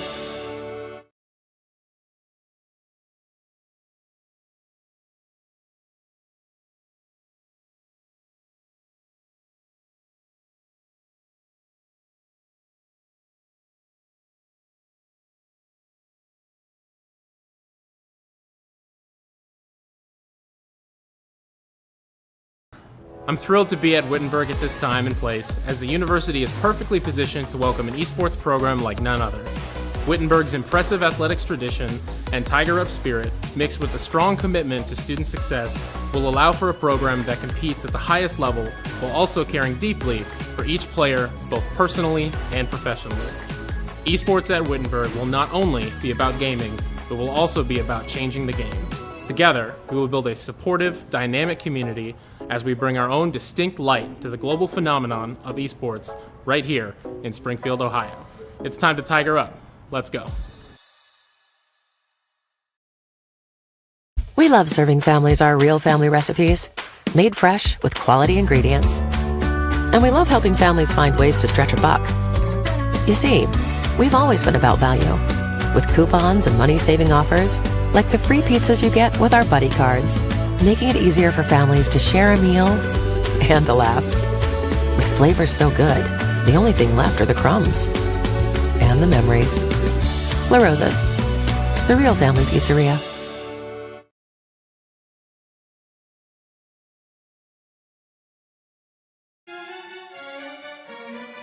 Whenever you're feeling good and hungry, it's Skyline time. Gather together with friends and family. It's Skyline time. Being Friday, everyone's looking forward to the weekend. Skyline's a good way to kind of kick that off. You smell the chili, you hear the crowd, and they're having a good time. Skyline Mondays and Tuesdays and Wednesdays definitely happen as well. We love it every time we go.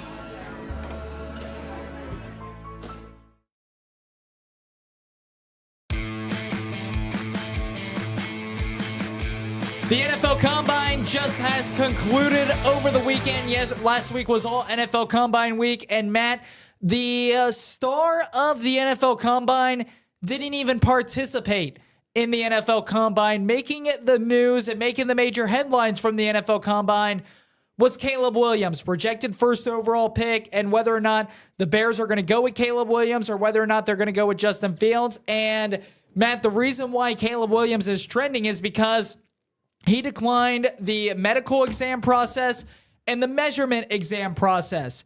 He declined those, and it seemed as if it caused an uproar. And Matt, before you get to your point, I want to go out there and say, on this show, I will admit to this. I will admit, I have been a critic to Caleb Williams. I have been. Especially last season when he said that he only wants to play for 5 specific NFL teams, when he wants part ownership of the team.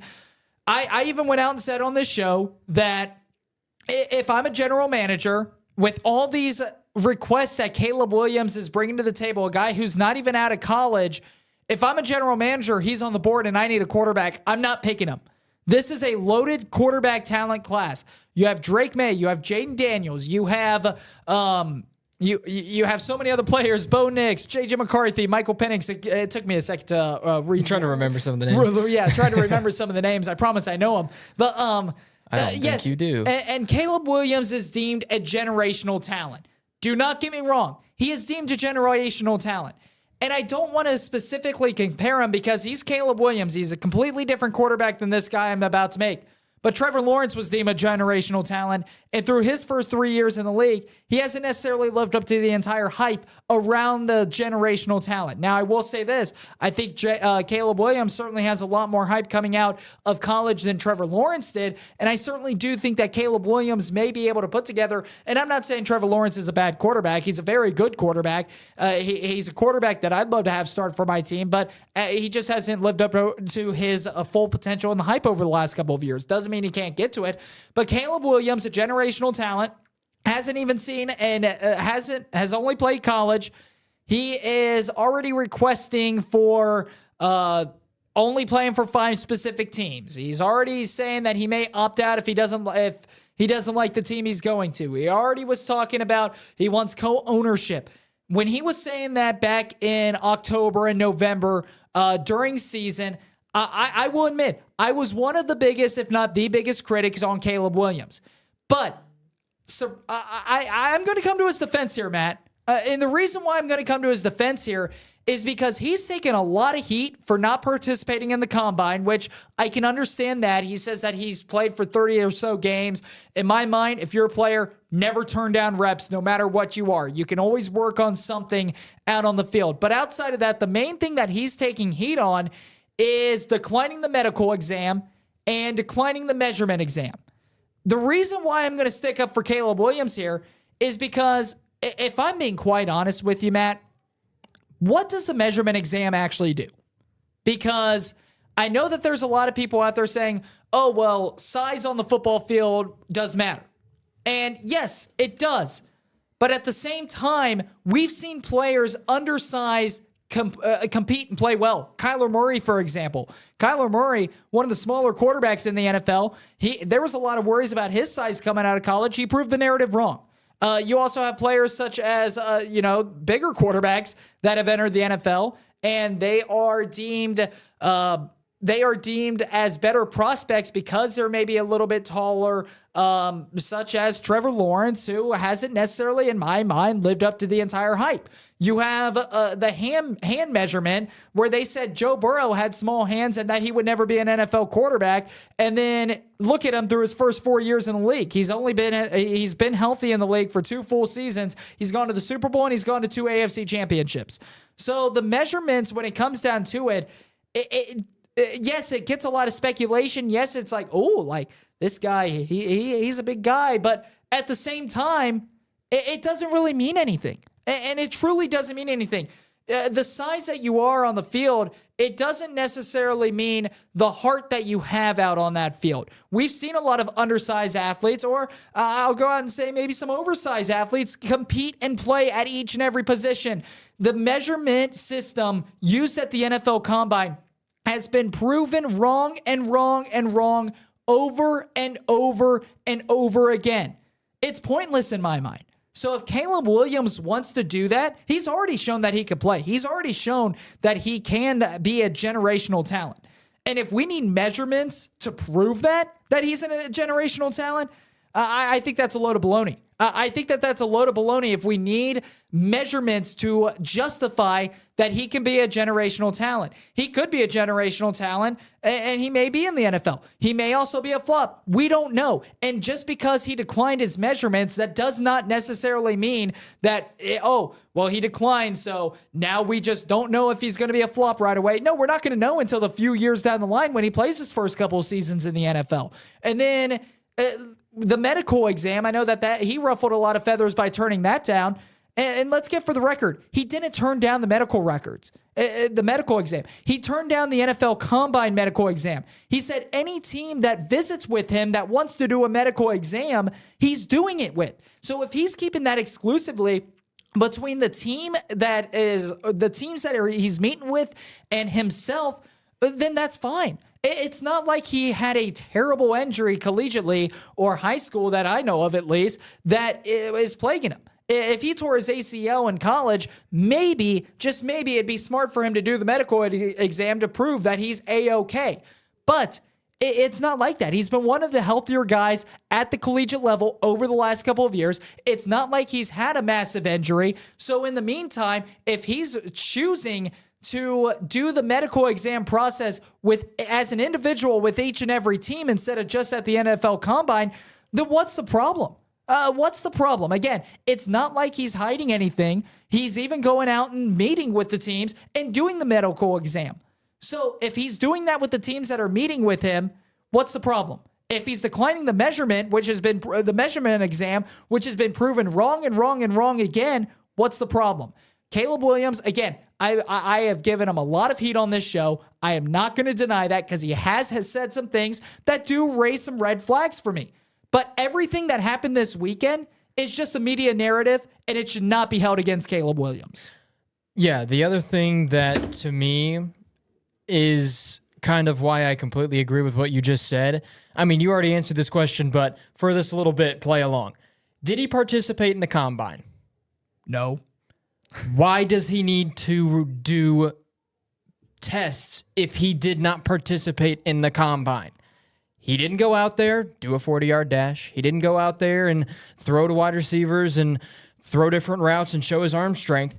He didn't do any of that. So why does he need to be measured and why does he need to do a physical at the NFL Combine? Why? He didn't participate in it. He was there for some media stuff, but he didn't participate in the Combine. Why is it a big deal that he didn't decide to get measured at the Combine, or why is it a big deal that he didn't decide to get tested at the Combine? He didn't participate. Why is it that big of a deal that he does? Why is it such a big deal that he does medical stuff for something he doesn't even take part in? Why is that a big deal? And he's declining tests that have been proven wrong and wrong and wrong over again. And the tests that actually have to be done, medical exams, he's doing it with particular teams that he's meeting with. So what is the big deal that he's declining the overall test at the NFL Combine, especially if he's meeting specifically with these teams and doing those tests? If he is open with those teams and doing those tests with those teams, it's not like he's hiding anything, which is what he said that he's doing. And again, Caleb Williams, we talked about him a lot back in October after some of the things he said. And Matt, I don't even think that we're the only critics. We're media personnel. We understand. And there were a lot of critics out there that were getting, that were saying, no, this isn't right. And that's all we said on this show, is that this isn't right. Now it just seems like because of what, and this may be correlation, but because of what Caleb Williams was saying back last fall during the season, maybe he got a bad rep. Maybe he got a bad representation. And now since he's doing this stuff in February at the NFL Combine, or March, I guess it was, I forget that we're in March. Now he's taking a lot of heat for it, when in reality, he shouldn't. He absolutely shouldn't. The amount of stuff that I saw this weekend on Caleb Williams, even posting his interviews, I saw some of his interviews that he was doing, and they were criticizing every word he said, when in reality, he didn't say anything bad. He didn't go out there and beat his chest. I'm the best. It's me. You know, he never did that. He went out there and was talking like a very humble, like an athlete should. So the amount of backlash that Caleb Williams is getting from the NFL Combine, I think is absurd. I think it's absolutely crazy. And it has been the talk of the NFL Combine. And instead of talking about Caleb Williams, let's talk about some of the players that actually showed out and maybe rose their draft stock over the weekend, because everybody wants to bat an eye and see what Caleb Williams doing. I guess that's what you get when you're a generational talent. In reality, it doesn't matter. He's meeting with the teams for a medical process. The measurement exam, again, has been proven wrong and wrong over again. So who cares? It's just absurd. The hate and the backlash that Caleb Williams is getting from the NFL Combine. And yeah, talking about players that should get some recognition and should get talked about. Obviously, he's been talked about after he did this, but a player, and I mentioned it before the Combine even started, I said this is a moment for players that if you're not that high on a lot of people's draft boards, if you're not expected to be that high of a draft pick, this is the kind of day, or this is a kind of showcase essentially, where you can absolutely change the trajectory of your career. One player that I feel did that, he was the number 18th graded wide receiver at the Combine. Xavier Worthy ran the fastest ever 40-yard dash, beating John Ross's time by 0.01 seconds. He ended up running the fastest, he ended up tying for the fastest 30-yard split with Gold out of Oregon State. But talking about when it came down to John Ross going into the Combine, wasn't expected to be as insanely high of a draft pick as he ended up being, runs the 40 time, completely changes everything. I think it's safe to say I still don't think Worthy's going to be the number one receiver off the board, because we've got players like Marvin Harrison Jr., Adunzi, all of those guys, Malik Neighbors, all in that wide receiver class. So I think it would be tough for Xavier Worthy to end up being drafted ahead of those guys. But it's one thing that a lot of teams, and it's been proven in recent memory, a lot of teams will look at that 40-yard dash time, and it will change a player's draft stock, and it will change a player's outlook on where they're drafted. Xavier Worthy was the 18th in from top to bottom of all wide receivers in this class. He was ranked 18th as an overall grade. Runs the fastest 40-yard dash. I guarantee you he's not going to be the 18th wide receiver taken off the board in this upcoming draft. Absolutely. We do have a couple of comments. Deborah Harrison Burns said, great coverage. Thank you. We love nice comments like that. And Matt, your dad actually commented as well. Gosh, what did My he only say? argument is that Williams wants all these things from the NFL owners. The NFL owners should be able to ensure they get a return on their investment. That I agree with. I agree with that. The thing is, though, Matt. Or are you just agreeing with it because my dad? No. I do agree with that. I think what he was asking for, especially back during his football season at USC, like I said, I think it was baloney. I think it was complete baloney. You have a guy that's at the college level that has never played an NFL down, and he's already requesting these certain things from an NFL organization. Again, yes, he's deemed a generational talent, but going back to my main argument, wasn't Trevor Lawrence? And Trevor Lawrence, in my mind, has not lived up to the hype in Jacksonville. Is he a good quarterback? Yes, absolutely. Is he a franchise guy? Yes, absolutely. But he hasn't lived up to the hype. So who's not to say the same thing's going to happen with Caleb Williams? And even with this investment we're talking about, if you are talking about, even with this investment that you're talking about, it doesn't have to be at the combine that he does these tests. And he's going and meeting these teams, and that's what he's doing those tests with. So that's really where I'm coming from is I don't necessarily care if it's in the public eye. If he's doing it in private with the teams he's meeting with, then so be it. Yeah, like I said, for me, when it comes down to, and that's the other thing we got to take a look at when it comes to Caleb Williams as well. Obviously, he has had those moments during interviews when it comes down to, and when you think about it, it's like, is this guy serious with some of the stuff he's saying? But at the end of the day, when it comes to on the field play, he's definitely one of the most insane prospects coming out of the college level. Absolutely. In recent memory. He is absolutely one of the, when you take a look at what he was able to do at USC, it's insane. And even at Oklahoma, it's insane some of the things he was able to do on the football field. Is all that going to translate to the NFL? Absolutely not, because you're pretty much taking the best players from pretty much every single college football team and throwing them on the same team. So you're getting those Caleb Williams playing against a good D tackle one game, playing against a good D end another game, playing against a good linebacker another game. All of those guys probably going to be on NFL rosters, and they're going to be playing with a bunch of other guys that play at that same kind of level. So it's a huge jump from the college level to the NFL level. But at the end of the day, it's very possible as well. We could be saying that maybe Caleb Williams doesn't end up living up to the hype like Trevor Lawrence hasn't been able to live up to the hype. Like you said, Trevor Lawrence, that doesn't mean he's a bad quarterback. I think he is he's definitely making an argument for top half, if not top 10, when he's fully healthy at that quarterback position. But he's not the generational talent taking the Jacksonville Jaguars to a Super Bowl every single season like it was talked about at some points. And we're talking about, what if Caleb Williams ends up being like that? But there's also the aspect we got to take into account as well. It's very possible Caleb Williams ends up becoming Patrick Mahomes 2.0. That's possible. With how talented he is, with the ability he has on that football field, like I said, it's going to be tougher to do it because you're playing against NFL players. But it is totally possible that 3 years down the line from now, Caleb Williams is getting all this hate and everybody's saying that maybe he doesn't end up living up to the hype, maybe he's being overhyped. It's very possible that 3 years down the line, we're talking about him being one of, if not the best quarterbacks in the NFL, but it's also very possible we could see him being a quarterback, I wouldn't say like Kyler Williams, because Kyler Williams or Kyler Murray, I should say. What I think mixing them both up together. Kyler Murray. It's almost like they got married. Kyler Murray was the number one pick for his class for that draft.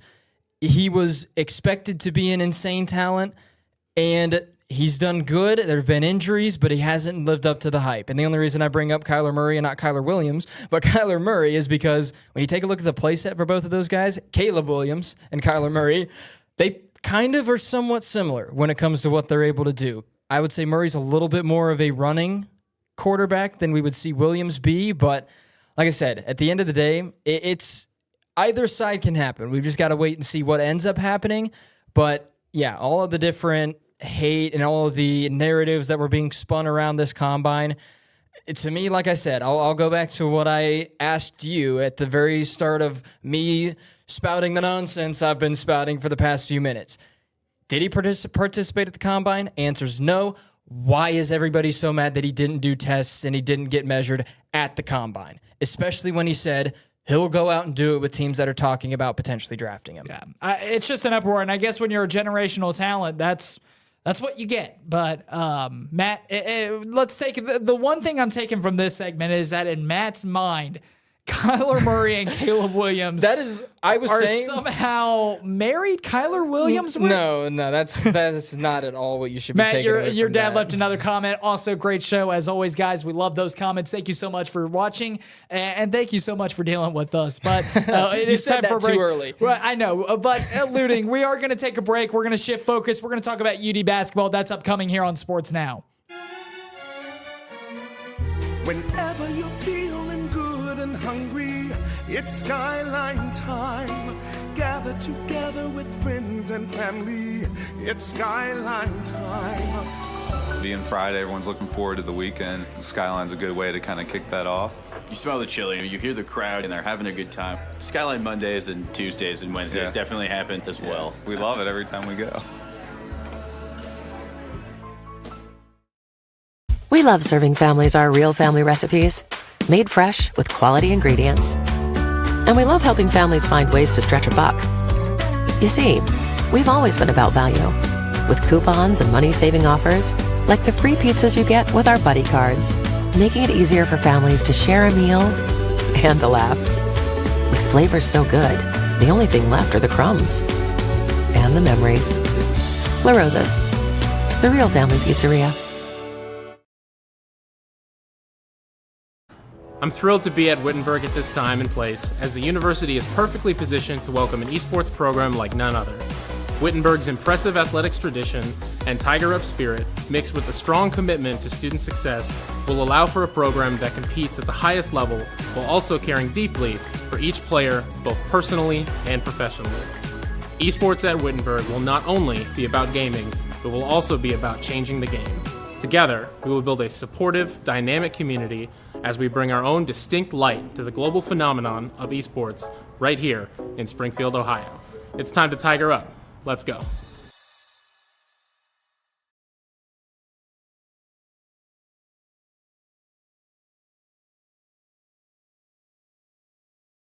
We love serving families our real family recipes, made fresh with quality ingredients. And we love helping families find ways to stretch a buck. You see, we've always been about value, with coupons and money-saving offers, like the free pizzas you get with our buddy cards, making it easier for families to share a meal and a laugh.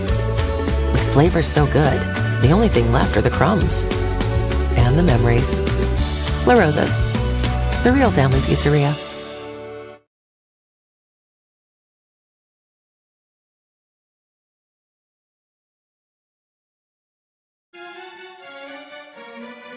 Whenever you're feeling good and hungry, it's Skyline time.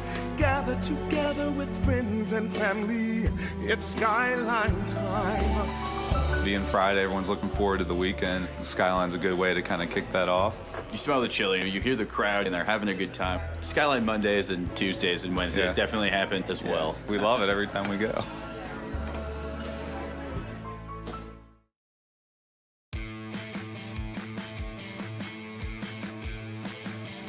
Back here on the TKDS Sports Network, Jackson Lightcap alongside Matthew Pennington. The UD Flyers lost on the road against Loyola Chicago. I don't know what I was trying to say there.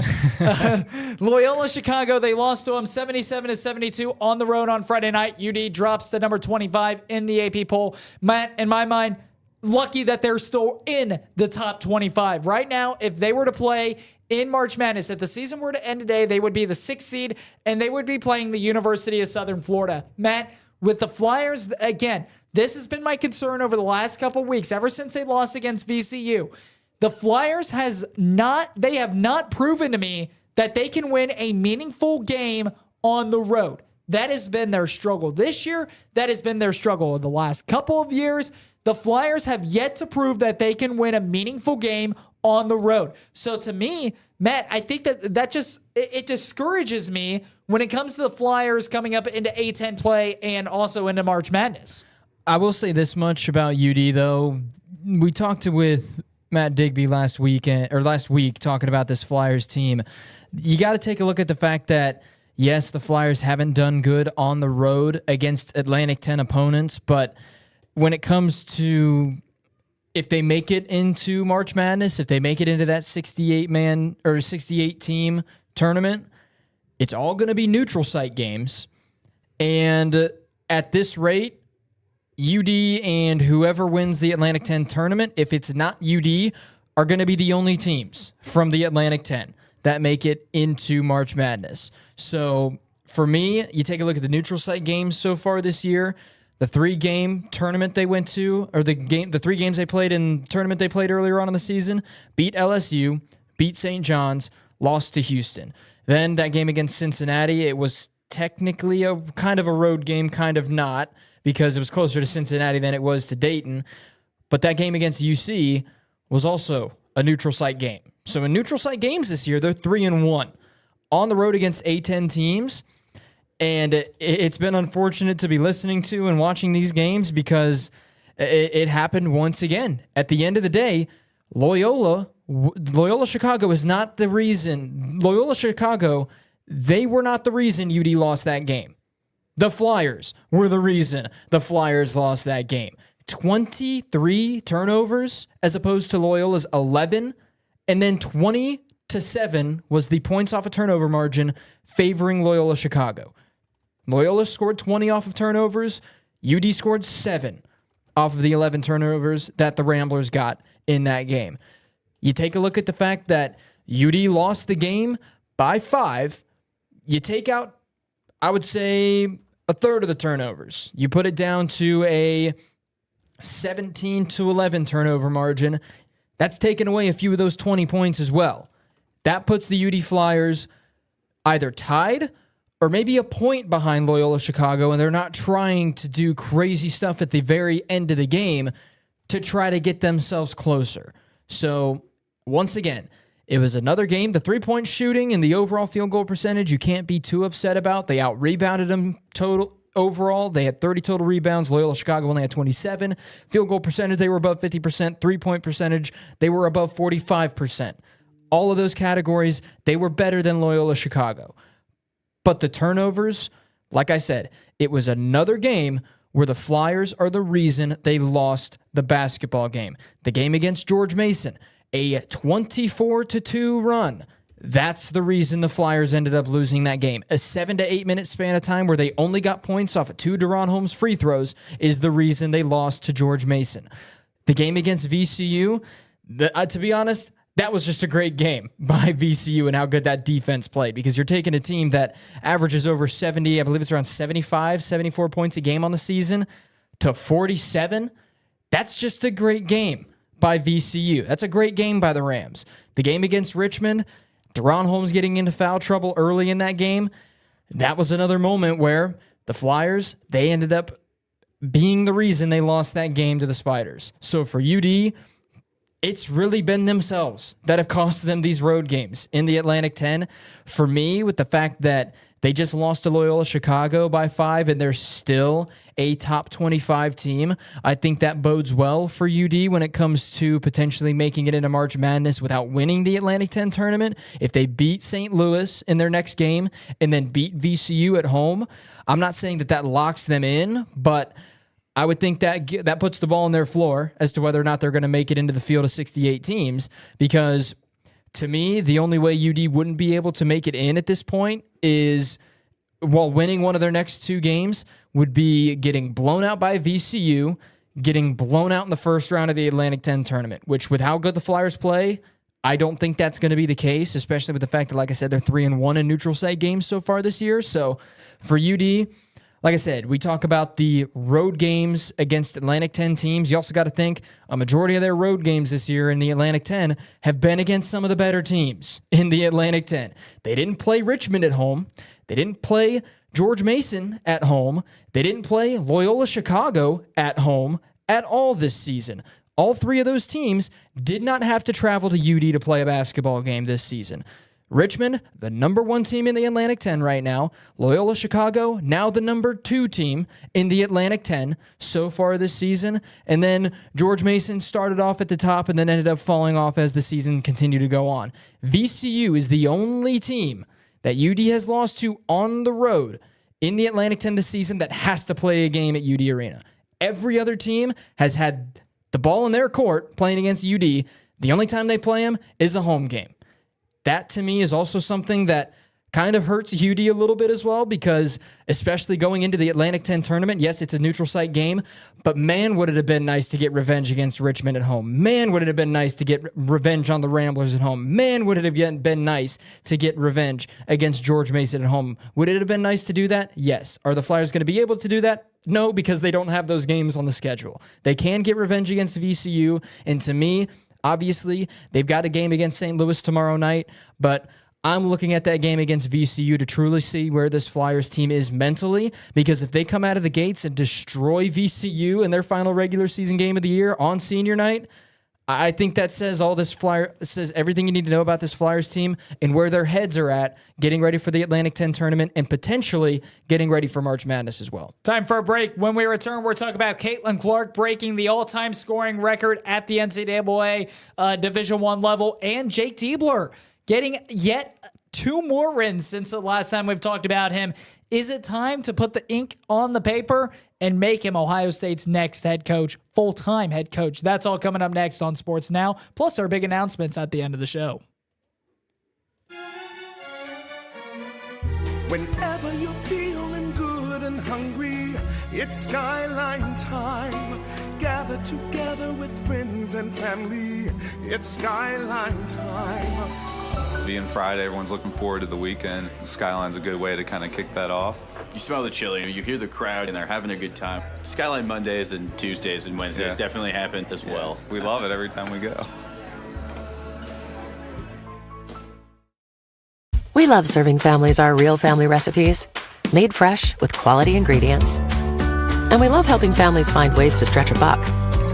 You see, we've always been about value, with coupons and money-saving offers, like the free pizzas you get with our buddy cards, making it easier for families to share a meal and a laugh. With flavors so good, the only thing left are the crumbs and the memories. La Rosa's, the real family pizzeria. I'm thrilled to be at Wittenberg at this time and place, as the university is perfectly positioned to welcome an esports program like none other. Wittenberg's impressive athletics tradition and Tiger Up spirit, mixed with a strong commitment to student success, will allow for a program that competes at the highest level while also caring deeply for each player, both personally and professionally. Esports at Wittenberg will not only be about gaming, but will also be about changing the game. Together, we will build a supportive, dynamic community as we bring our own distinct light to the global phenomenon of esports right here in Springfield, Ohio. It's time to Tiger Up. Let's go. We love serving families our real family recipes, made fresh with quality ingredients. And we love helping families find ways to stretch a buck. You see, we've always been about value, with coupons and money-saving offers, like the free pizzas you get with our buddy cards, making it easier for families to share a meal and a laugh. With flavors so good, the only thing left are the crumbs and the memories. La Rosa's, the real family pizzeria. Whenever you're feeling good and hungry, it's Skyline time. Gather together with friends and family. It's Skyline time.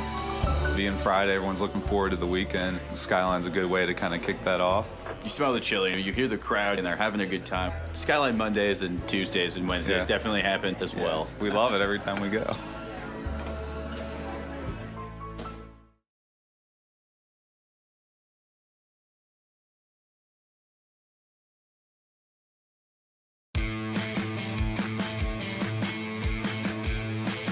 Jackson Lightcap alongside Matthew Pennington as we welcome you back here to the TKDS Sports Network. Matt, on Thursday when we were talking to Caleb Spinner, journalist for Buckeyes Now for the Ohio State University and broadcaster for the TKDS Sports Network, I went out and said that if Jake Diebler, the interim head coach for Ohio State, were to win 2 of their last 3 regular season games, put ink to the paper, and sign him as your full-time coach for the Ohio State Buckeyes basketball team moving forward. He has done that since the last time I said that. They beat Nebraska on Thursday, 78-69. and then they destroy Michigan 84-61. That's 2 wins. I think it's time to make Jake Diebler and take the interim out of the head coach name for Jake Diebler, make him your full-time head coach for the Ohio State Buckeyes. And Matt, dare I say, Ohio State, they have a chance, in my mind, to make March Madness without winning the Big Ten. It would take a lot. They would have to win out. They'd have to beat Rutgers. I think that they would have to then go to the semifinals in the Big Ten tournament to have a chance. It would just really depend on other teams that what works out around them. If this is a team that beats Rutgers and then loses in the Big Ten championship, which with how they're playing, Matt, I'm not going to put it past them. This is a team that will get a bid. And then obviously if they win the Big Ten, it's an automatic bid. Ohio State, they have revived their season with Jake Diebler at head coach. Yeah, I'll say this much for Ohio State to make March Madness as an at-large team. I think they would have to dismantle Rutgers entirely, absolutely destroy them on the road. And then to me, I think they would have to pretty much do not the same thing to every team, but I think they've got to make it to the Big Ten tournament championship game and play close to whoever they play in that game, whether it could be Illinois, Purdue, Wisconsin, maybe. But I would say for Ohio State to make it as an at-large team, I think is a little too far gone for them to realistically look at it right now. But it also could come down to other teams that are on the bubble right now. Like, you take a look at some of the teams that are last 4 in or first 4 out or next 4 out. We take a look at some of those teams. Say Seton Hall implodes on themselves during the Big East tournament. Say Providence implodes on themselves in the Big East tournament. The only reason that's a little unfortunate is when it comes down to that being a hindrance to those teams is because first 4 out, you got Villanova and St. John's as well. Villanova beats Seton Hall. They could potentially take that last 4 in spot in the Big East tournament, and then Villanova goes on a little bit of run. They could potentially take that spot. But for me, obviously the safest bet for Ohio State, and especially with how they've been playing recently, I don't see this, as of right now, with Diebler at the helm of the team, I don't see this being impossible. I think the only way they can do it is winning the Big Ten tournament championship, the tournament championship. I think they've got to win that to make it in. Obviously, if you win it, you're going to end up making it. You're going to make it because it's an automatic bid. But to me, as an at-large team, I think that long stretch was enough to pretty much put them out. But to be honest, like I said, to me, I think it's more realistic for this Ohio State team to win the Big Ten tournament and get themselves in that way. Because, like I said, you take a look at how this team has been playing recently, it's miles better than what we saw them doing earlier on in the season. And they took down Purdue with Diebler as the head coach. So I think Ohio State, their best bet is to win the Big Ten tournament at the end of the regular season. I think that's really their only way of making it. But it's also very possible that a lot of dominoes fall their way and they go on a big run but don't win the Big Ten tournament, and they still potentially could make it into the field. And Matt, real quick, before we get into our big news at the NCAA level, Caitlin Clark has surpassed the leading scorer at the NCAA Division I level for both men's and women's basketball. Congratulations to Caitlin Clark, now the NCAA Division I all-time leader. She's incredible. Yeah, not surprising. Like I said, better go number 1 overall in the WNBA draft. If she doesn't, there's something wrong. Otherwise, Indiana is insane. That's all I gotta say. So let's move on to our news. It is half good, half bad. It could be both bad, depending on how you look at it. Well, I think no matter how you chalk it up, it's going to be one thing good, one thing bad. So with the OHSAA basketball playoffs coming up right now, with the girls regionals and the boys district finals coming up, the TKDS Sports Network was gifted exclusive rights partner with the NFHS network in Southwest Ohio to bring you all those coverages for the regionals and the districts live within the Southwest region of Ohio. That's good news. In retrospect, Matt and I are going to be slammed with play-by-play broadcasts and games over the next 2 weeks until the boys go to state. So unfortunately, This is the bad news, or good news, whichever way you look at it, but it's bad news for us. This is going to be our final show that we do for 2 weeks. We will be back here in 2 weeks on March 18th. That'll be the day after Selection Sunday. So we'll talk all March Madness on this show. But this will be the last show until Monday the 18th. So we will not have another show for another 2 weeks. But the good news is that when we return, we are adding a Friday show. So we are going to go to 5 days a week, Monday through Friday, 4 to 6 p.m. Eastern Time, right here on the TKDS Sports Network. Within the 2 weeks, make sure to follow the TKDS Sports Network and talk about all the games that they're going to be, all the games we're going to be doing. Make sure to buy your passes, videos.tkdssports.com or the NFHS Network as well. And yeah, we're going to be off for the next 2 weeks of the show. We're going to have other duties in the network. Sad news, but Matt, during this 2 week time period, we are also going to be revamping this show, and we're going to start adding a Friday show for everybody out there as well. So we are officially, instead of Monday through Thursday, we are officially going to become that Monday through Friday show. So I'm looking forward to that. We're going to get 2 weeks to plan it. But again, this will be the last show until March 18th, 2 weeks. So until then, we apologize for the inconvenience, but there's a lot of content on the TKDS Sports Network. So make sure to go watch some games. A lot of great basketball games forthcoming. But alongside Matthew Pennington, our producer Kevin Fowler, I'm Jackson Lightcap. We'll talk to you in 2 weeks. Until then, thanks for dealing with us.